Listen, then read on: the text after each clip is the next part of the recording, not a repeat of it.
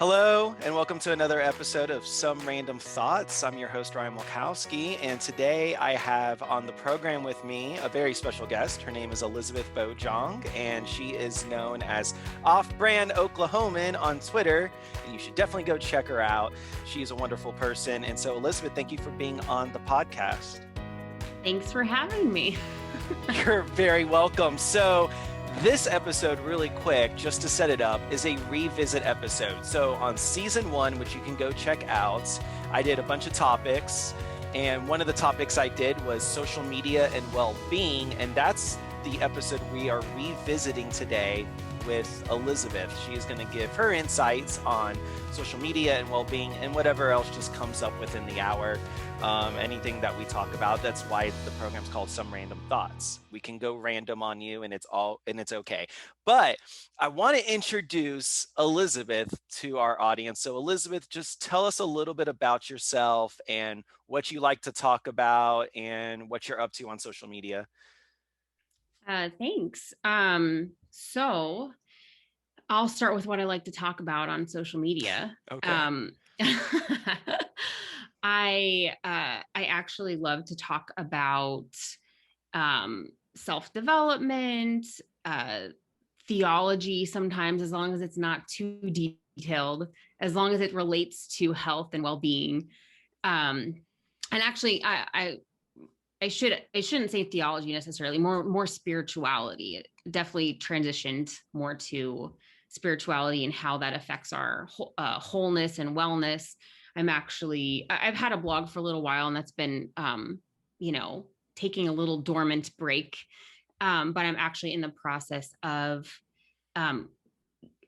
training for certification to do spiritual life coaching and wellness. Wow. And so that's actually one reason why I was like excited whenever you invited me on your podcast, because I was like, oh, this is actually a really important issue as far as wellness and even spirituality, and how we interact with social media. More on that later. Yes. But yeah, so this is just a really important topic and very relevant. So thank you so much for having me. Absolutely. And so once again, Elisabeth Bojong, you can find her on Twitter at Elisabeth Bojong, I believe. Yes. She goes by Off-Brand Oklahoman. And is there anywhere else that we want to find you? You have a website, I think you mentioned. What's your website?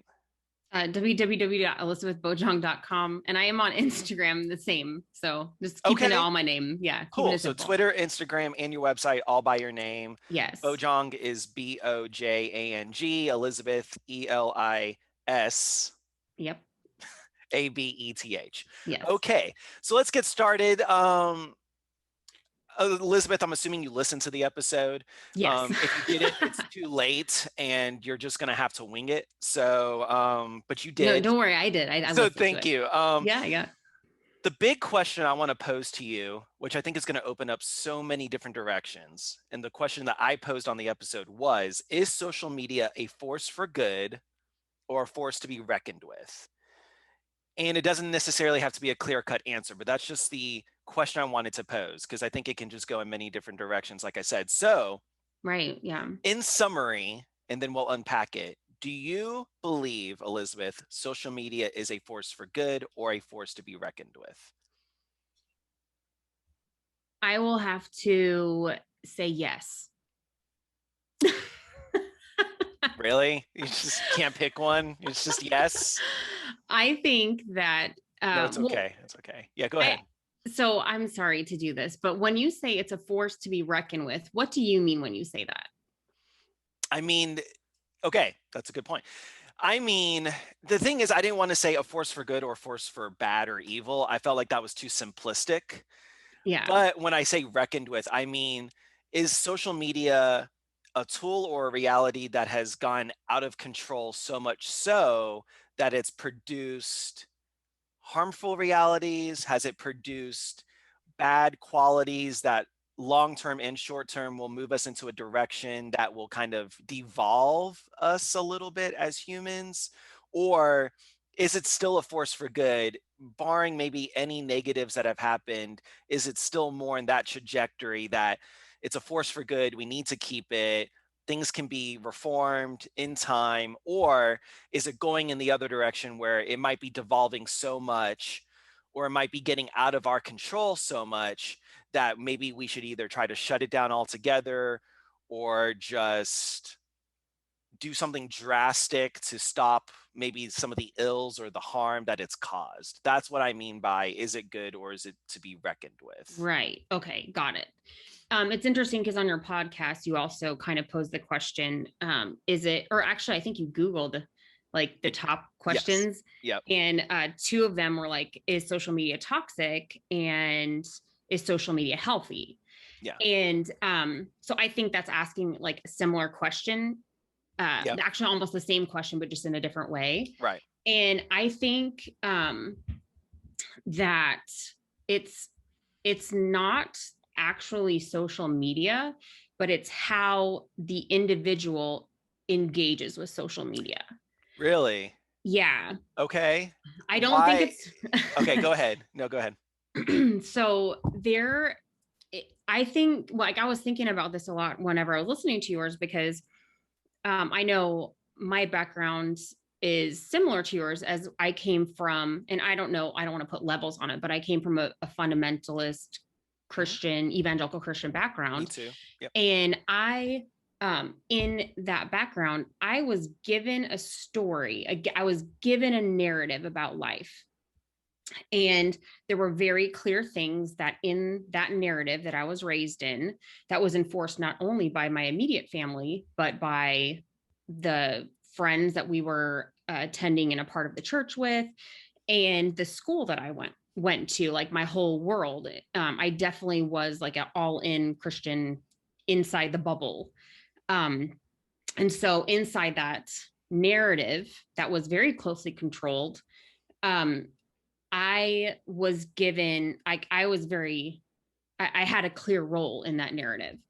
And I mean, long story short, I'm realizing, or I have realized, wow, everybody has been given a narrative, depending on where, how they were born or their culture or, all of those things. And I think that the question for me has been how, like, what is the narrative that I want to tell? What is the story that I want to tell? Like, how do I want to engage in my life? Not based on how other people say things are, the narratives and stories of other people, but how do I want my Right. life to look like? And I mean, ideally, we would all do that as, through adolescence and as we become adults. But I don't think that ideal is very well, I mean, it's idealistic, right? It's not reality. And Right. so connecting this with the whole idea of social media, there are so many narratives on social media that people believe, and they're bringing as we engage in social media and use it, um, that I think if we're not aware of those narratives, we will actually buy into narratives that we don't even realize. And so some of those narratives, to go back to your original question, some of those narratives are positive and healthy. And some of the ways that we can engage with social media are positive and healthy, and they're for the good.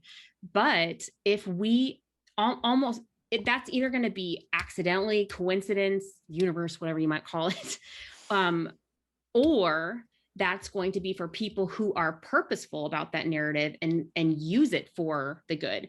And again, good is very, vague sometimes because they could be using it for their own good, which actually is harmful and taking from other Right. people, or they could be Okay. using it for the good of like actually believing that they have like a product that's going to help people and bring goodness to their lives.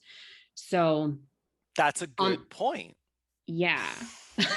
Sorry. So it's if the people who are aware and trying to use it, and well, we'll just say, generically like morally good, like let's just all say like nice, good things that helps and adds to people's lives, right? Yeah. But there are people like the actual platforms, whether or not they, how they began, like in a college to rate how cute girls were, like Facebook, right? Yep. Like it's morphed into something. It's a business that people are running and using to make money. So at the end of the day, if we are not aware of that as we interact and approach with social media, we will be the product. Like, did you ever watch The Social Dilemma? That So glad you brought it up because I wanted to mention the social dilemma. So Okay. let's just jump right into that. Yeah.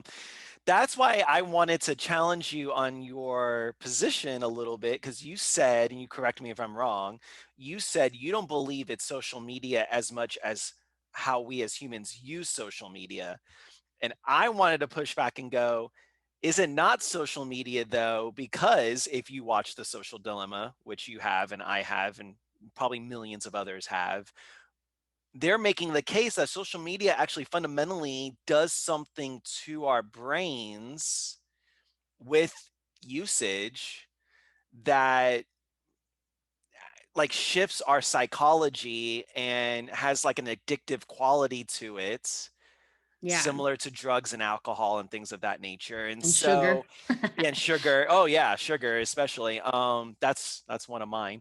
Um it does something to us though. And so we can say that obviously we still have to have some human responsibility in how we engage with social media, that it just because it does something to us doesn't excuse our behavior. At the same time though, it does something, at least I'm convinced it does something to us that wasn't there before, that it does something to our brains that was not there before. And so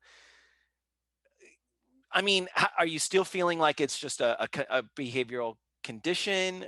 Is it just behavior, or does it actually do something that fundamentally changes us? And so, should social media get some blame, get some responsibility for that, and how our world is today? um okay, so this is actually uh that's a great question, but I'd like to ask you, what exactly are you defining as social media? Because again, social media is just a platform, and there's people and systems behind that platform that are using it and using people using that platform. So yeah, I do think that it's very likely that there is some, you know, something actually fundamentally changing. That being said, it's really easy to talk in theoreticals about what might happen or should happen, but we ultimately only have agency over our own lives. And so sometimes it's like really like almost satisfying to like rail against like the, like Rage Against the Machine. Mm-hmm. But like I have to bring this movie up, like The Matrix. Like you can go Yeah, like, such a good film. I know, and there's like so many metaphors for it, but Yeah, like yeah. you're ultimately responsible for yourself, and you have to like you can work like helping people get out, or help like how I was talking before about being aware of the platform that you're using. I like a lot of people don't, I really honestly believe that, like, even though you said like probably like thousands or millions of people have watched The Social Dilemma, Mm-hmm. I not everybody has who uses social media. Right. And I would guess a very small percentage of people do. And I think that there's still so many people that are so unaware. And so the first step, like no matter who we blame, like we have to take ownership of how we engage with it. And I mean, at the end of the day, it still is like a business. And so if the government's, I mean, if they're not self-regulating, the government's not regulating, like an organic awakening of people is only the only thing that actually will lead to real change in my mind. Right, but hasn't that been the problem though, is because of unregulation from the government, or you can call it deregulation, because it's a deregulated business and an entity, and I would agree with you, it is a business, it is an entity. Their sole motivator, as most businesses are, especially for-profit businesses, is to make money and to be accountable to their shareholders in a capitalistic society. So because of that, though, because there's deregulation, because I feel like there's a lack of accountability, or that the government is just now beginning to try to press social media empires like Google, Facebook, Twitter, etc., on their responsibility for social discourse, and actually their responsibility for many other things. Yeah. Where does the line go? So, like, we talk about, personal responsibility, and in the end that it's up to us as humans to be responsible for our actions and our behavior on these platforms. At the same time, does that let social media companies off the hook, or do they still have a responsibility? Do they still have an accountability to make sure that their tools that they have developed and that they have created does not go off the rails to hurt society more? I just feel like, it's easy for us to just put all the onus on us as consumers, but it's a little different when we are the product, if you will. Which is what the social dilemma was saying, that we are the product, right? The data Yeah. and our eyeballs and our engagement with ads and the bombardment of ads is how they're driving revenue. So in the end, do they have a responsibility or not for our behavior? If they're creating or manufacturing that behavior through their business model. Then that's a good question. And I don't know how to answer it, because like the concept of responsibility or accountability, like I mean, I'm not a lawyer. I can't, I'm not either. Yeah. So yeah, I'm not part of the government, and all I can speak for is like my own life. I don't really have a lot of control. I don't have any agency over them, and what they're doing. So holding these companies, and people running the companies, like it would be nice if the government did something, or if that they would like do the right thing, and not like get sucked up in like greed. Right. But like who can regulate that, And I think for me, again, it's a good question and needs to be wrestled with.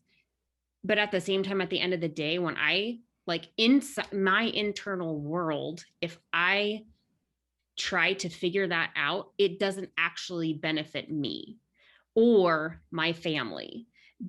What does benefit me, and my family and the people that I love, is like actually know, like what you said, like knowing that if I am engaging with social media, if I am not using it purposefully, then I am being used by it. There's no middle ground. And yes, I think, yeah, thank you. I think it is good. It's a good word. That was a good word, as the Christians would say. Thou preach.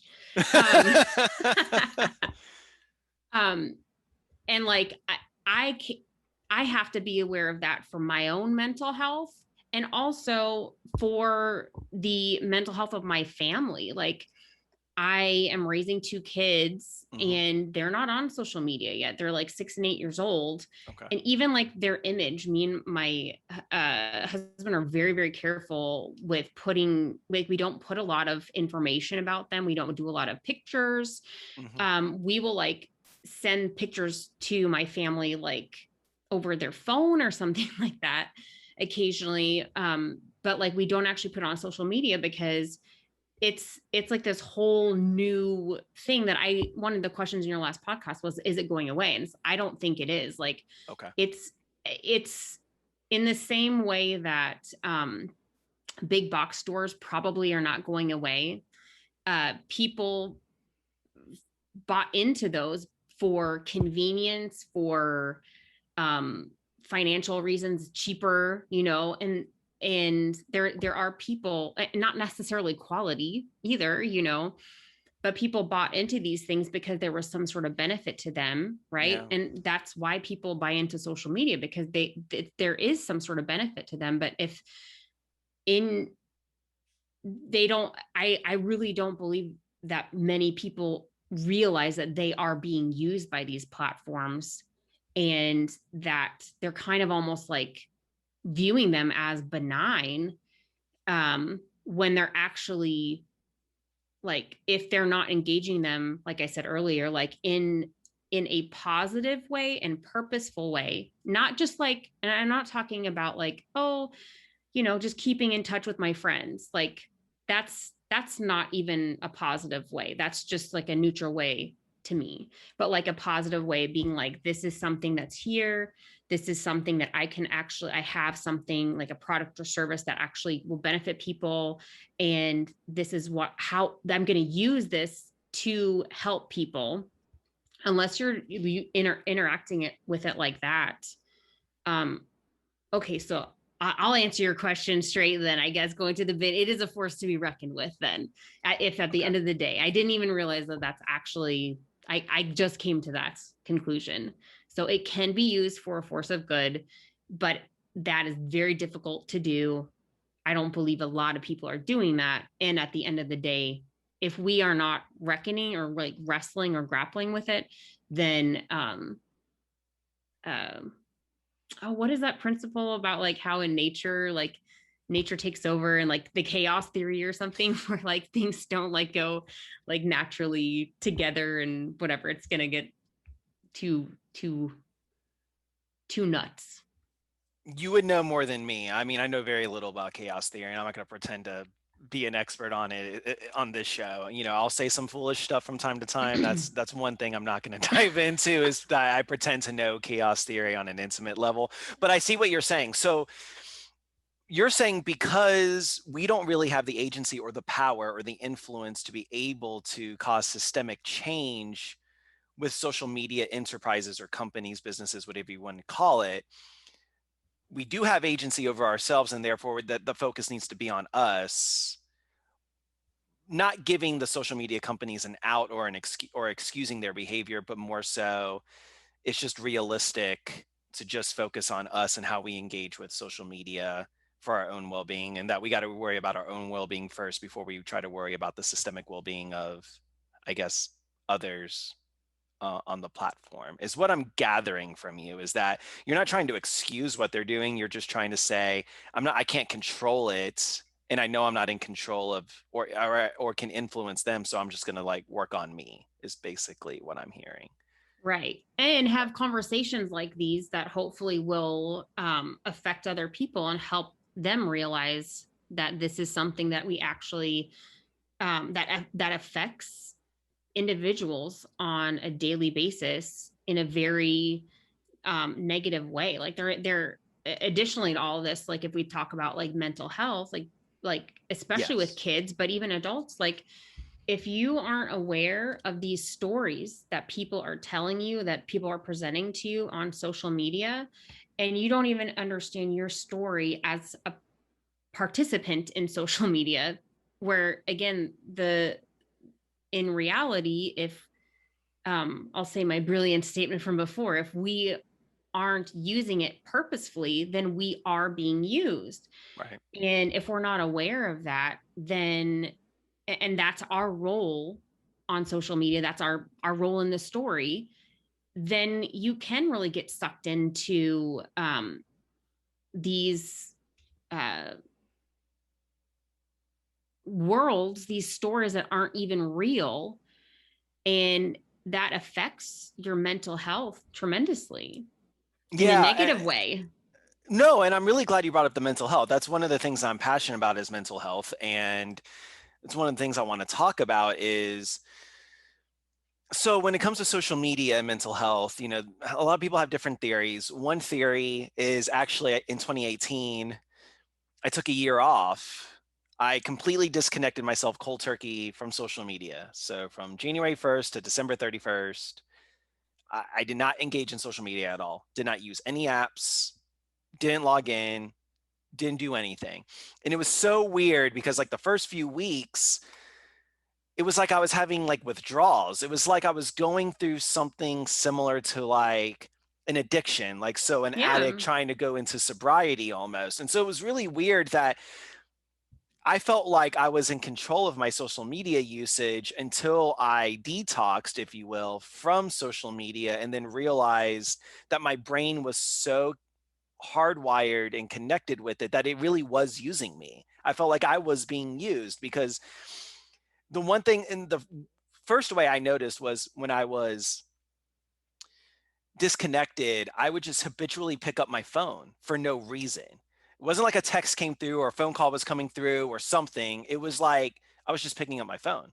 And then I was like, wait, why am I picking up my phone? And I realized it's because I habitually like will go on Twitter or go on Yeah. Instagram. You want to And be close to your friends. and it's just I always want to know what's going on. It was just like this. Yeah. So I guess my question is, because you came up with the wisdom of if we don't use social media, then it's going to use us. In your opinion, what are some ways that we don't allow it to use us? What are some tips, practical things that we can do, or that you've even discovered for yourself so that you can try to maintain a good mental health and a good balance between your in real life and your social media life? Because you are Yeah. pretty active on social media from what I see, and you have lots of followers on Twitter. And so I'm just saying, like, that engagement you can get sucked into that kind of engagement as you're growing a following and you're being influential and people are liking what you're saying and they want to engage with you. So how have you done it?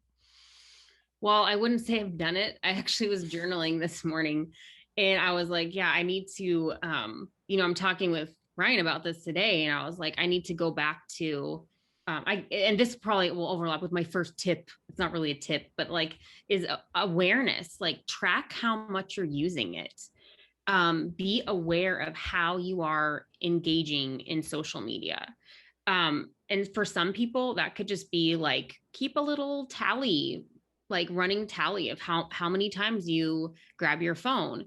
And why are you grabbing your phone? Is it because you have notifications on? Like that's actually one thing that I notice with me is like if I have my notifications all off, and I like make the phone or make the social media or the people using it to contact me, if I don't like hear it or have a little ding or whatever, that's one step that I take. That's like a boundary that I have. Like I'm not Okay. going to just like respond every single time I get a message. And one way to help me do that is to not be notified every single time I have a message. So I have zero notifications, like even my email.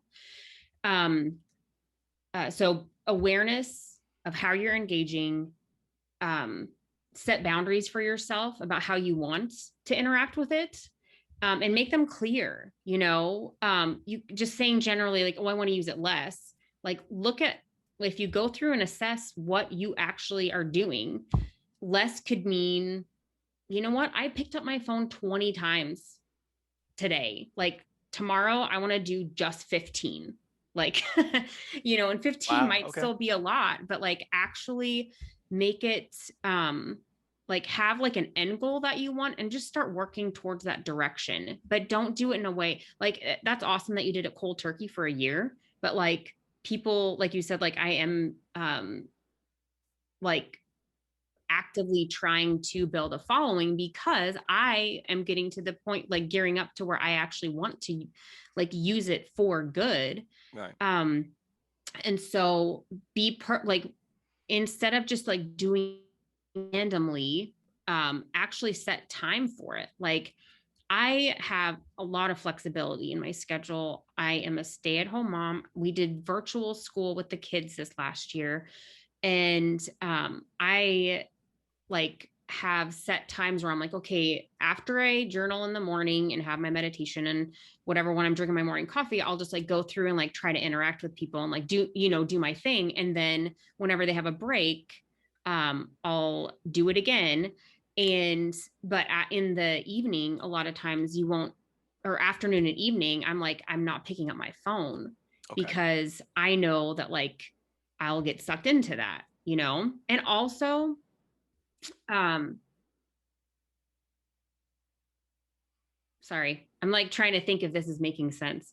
I guess I'll say the last thing I'll say is, and I might have said this like the second one, but like when you're making those goals and taking steps towards them, do embarrassingly small steps, because the more that you like I said, if you have a year, that's awesome, but most people probably won't. So Right. like be aware of what you're doing, figure out how you actually want to interact with it, and then do small steps, embarrassingly small steps towards how you want to be with, and just go slow. But what you're doing, like you were talking about, it's an addiction.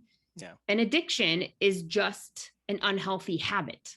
And so treat it like a habit, like you rewiring the pathways, the neural pathways in our brains that are connected to our muscles that actually like form these habits.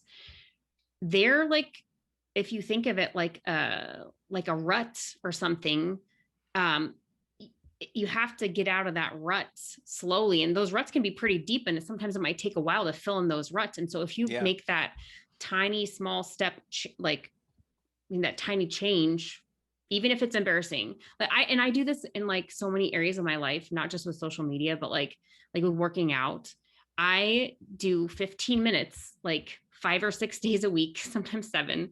I used to try to do like, oh, I'm going to work out for an hour. And it's like, I would do it maybe like once a week. And then I would be like, oh, this is so exhausting. I can't do it anymore. Right. Or it'd be like, and then COVID happened, and so I stopped going to the gym where I was like around people looking at me who would know that I wouldn't finish if I didn't work an hour. But I can do 15 minutes, on a YouTube hit video by myself at home. And it's like, it's nothing to brag about, but you know what? I do it and it works for me. And so the same thing with social media, like know what you're doing, be aware of it, take a little while, and then be embarrassingly slow at working towards your goal, and you'll actually make it there. It just won't be super fast. Yeah, no, I appreciate all of these perspectives, because I think that's been the hardest thing for me. Is I knew it wasn't a realistic, like, long-term thing for me to just like never be on social media. I tried, was it Jaron Lanier wrote the book, 10 Arguments about deleting all your social media. He was on The Social Dilemma. He's like a computer scientist, and you could tell the guy just really loathes what social media has become. And he's just like, and he did it himself. And I'm just like, I don't think I could do that. I don't think I'd, for the rest of my life, just say I'm never going to be on social media. I was thinking about that. He probably did that because he made so much freaking money off social media that he can, like he doesn't have to use it for business or whatever. Which is frustrating, because it's like, yes, the guy still has like his influence, and he has he has himself set up without having it. So that's what I was going to ask you, is that a little bit, I was talking about the evolution of like social media, and how social media just started off as like a connection. But I think the moment that it went just from like connecting a person to another person, it turned into, you have like the influencer economy, and you have, and all of these different things, it became a drastically different thing, right? It allowed, I think some of the positives is it allowed people who weren't able to get themselves in public spaces before, or in a public view before, a lot of public attention, which I think has been great. I think there's a lot of people who, if not for social media, probably would still be unknown, that have graced our society. But at the same time, what's the inverse? I was trying to argue, and you can tell me if you think this is wrong. I was trying to argue, if everyone can become a public figure, if everyone can, become famous, then what is a public figure then? And what is fame? Like, does it mean anything? Does it become meaningless? And I don't know. So what do you think? So do you think that's here to stay, and do you think it's a good thing? I know you talking about that you're trying to build up a presence yourself, and your work and your advocacy, and the things that you do. And I think I guess I am too. I'm on social media. I promote this podcast, and it's going to be promoted on social media. So there you go, with me trying to have this completely ironic conversation. But I mean, is there good to that? Has there been positives, net positives, with this evolution, and trying to self-promote, and get your work out there in this kind of way? Well, that's the thing. Like, I think that everybody is telling a story, and not everybody needs to hear my story, but I believe that some people do, and that will help people. And also, people are telling stories that I don't need to hear. And then some of those stories I think are totally like false narratives. And so that's why this platform, I think, it's not something where you can just like it where you can say who can tell what story and how. I mean, they have like there's some guidelines, but there's not they're not a lot, Right. because the thing is, like, the social media platforms, they make money by people telling stories, and they don't care what the story is as long as they're making money. So if people are going to be telling stories anyways, you might, if you actually have a story, a narrative that can heal someone, that can maybe not heal them, but like give them hope for healing, or give them a different way to look at the world that is healing for them, or helpful or powerful or empowering, or how, like, there's so much opportunity for good that, I don't think there's ever, honestly, thinking about it now, I'm like, I really think that all the people who were like going to Parler, I really think that they honestly believed that that's what they were doing, was trying to create a perfectly good social media, because they wanted to base it on their values of, complete free speech to no end or whatever. I don't know. I don't even want to imagine like what all's in their heads.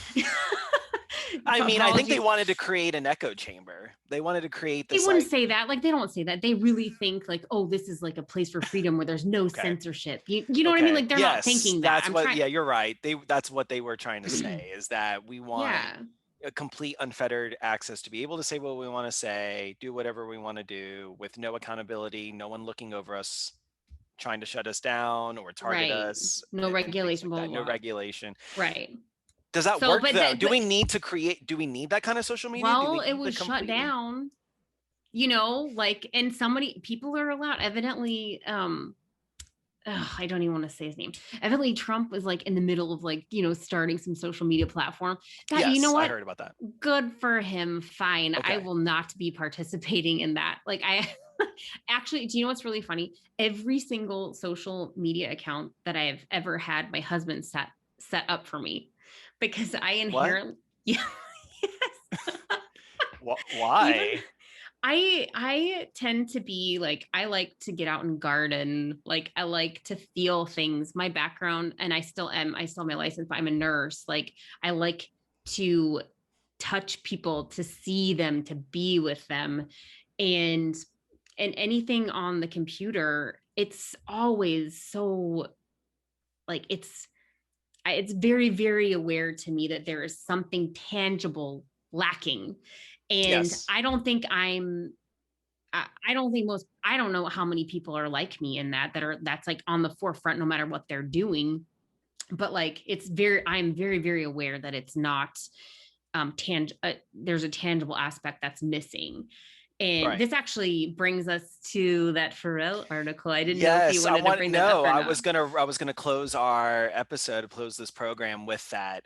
So you guys who are listening, so Elisabeth, and before this episode, sent me an article about Pharrell, and part of the article, I think the thrust of the article was talking about like masculinity and how Pharrell is trying to really redefine what is masculinity and what are some of the toxic ideas that he might have learned. How is he undoing those ideas? How is he advocating for a greater understanding of and a healthiness of gender and sexuality? But part of the article that Elisabeth was wanting to point me to was he talked about his social media usage, and he talked about his spirituality and the interconnectedness between that. Elisabeth, why don't you set it up a little bit better? But he talked about kind of how he feels like there's spiritual warfare in social media, and yet he doesn't use that in the traditional term. He kind of subverts what he means by social media. So why don't you like frame it up a little bit, and then we can talk about it as we close. How do we integrate spirituality into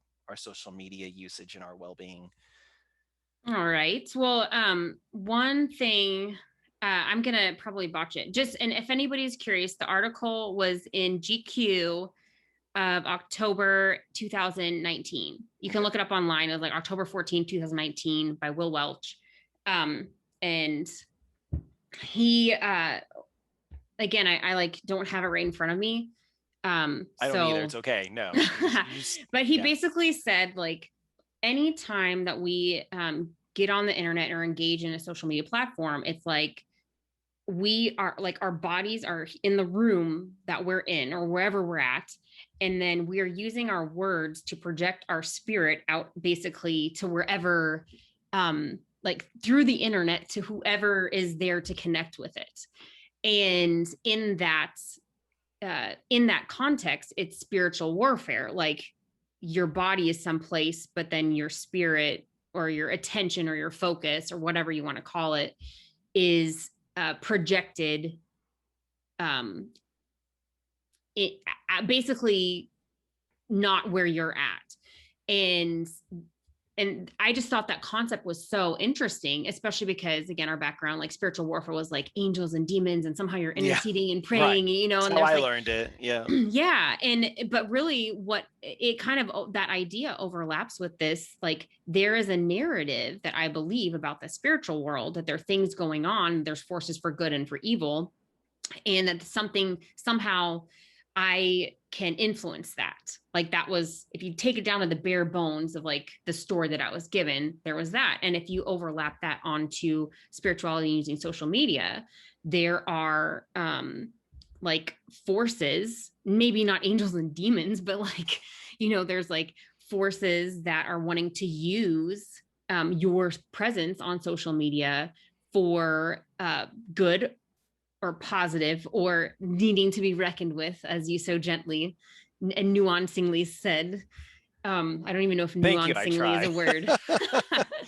um, but like, and again, being aware of that story that's out there and your role in that story, the part that you're playing in that story is super important. And then being aware of how you're engaging with that is really important too. So, and And again, like yeah. it like the fact that there's like actual scientific studies about mental health and how if used in an unhealthy way, it literally like parts of you become unhealthy. Yes. Like that, I like our bodies, our minds, our spirits are all connected. And so if there's a part of you that's like literally becoming unhealthy because of how you're interacting with it, you know, protect yourself, like take care of yourself, and you know, don't trade like your precious health for these little dopamine hits of people possibly liking you or saying something to you, like in this world that's not actually real. um Yeah. No. you don't have to take it, you know, yeah. You don't have to take you don't okay, so you don't have to take the bait, if you will, or is it you don't have to take the red pill or the blue pill or whatever, Yeah, calling yeah. back to Matrix. But Yeah, so okay, yeah, and the thing about Pharrell, what he was trying to say there, I thought was just interesting because he's trying to say, yes, we're all kind of interacting with each other in this non-physical space, and we're creating warfare and contention, but then we also create, I think, community and harmony as well. It just depends on what kind of spirit, what kind of attitude we're trying to put out there. But our collective conscious, I think, gets affected as well. And he's and he seems like a pretty spiritual person, because he was talking about prayer, and he's saying, we don't really pray anymore, where we look to we Google, I think is what he was trying to say, is like, we type for answers, we don't pray for answers. And I could take or leave that, honestly. But I get the sentiment of what he's trying to say is, too many times I think we neglect our intuition, we neglect our consciousness and our own well-being to try to seek external validation. And he was saying, screw external yeah, validation. I'm going to try to find validation within myself and be my most authentic self and live that and put that out into the ethos, put that out into society. And it's not I'm not going to be I'm not going to concern myself anymore with what other people think, because I'm going to live the way I live. And that's a message I think we can all hold on to, is it's easy to get caught up in not being externally validated, or pretending like people aren't paying attention or people don't value you. But you have to find value within yourself, and that means finding value in your own story, right? And if you value yeah. your story and you value who you are, you're going to put that out there regardless of what other people have to say about social media, for example. So but you know what? I just we're running out of time, but I appreciate you, Elisabeth, so much. We could talk forever. I appreciate you coming onto this on this program and spending a little bit of time with me talking about this. You've given lots of great insight, lots of great pushback that I needed to hear, because when I just am in my own brain and I'm doing these episodes by myself, you know, I might feel like I'm the right one in the room and I'm the only right one in the room. And I want to like hear other people. I want people to tell me, no, Ryan, like that seems off base or that doesn't make sense. So thank you, Elisabeth. Elisabeth Bojong, again, Off Brain Oklahoman. You can find her on Twitter, Instagram, look her on her website, ElisabethBojong.com, right? Is it a .com? Yep. And no, just thank you again for being here. I really appreciate you taking the time. Yeah, thanks for having me in. I will say one positive thing about social media is that I got to meet you. So that's true. Yeah. So we can't just demonize the whole thing and burn it all down.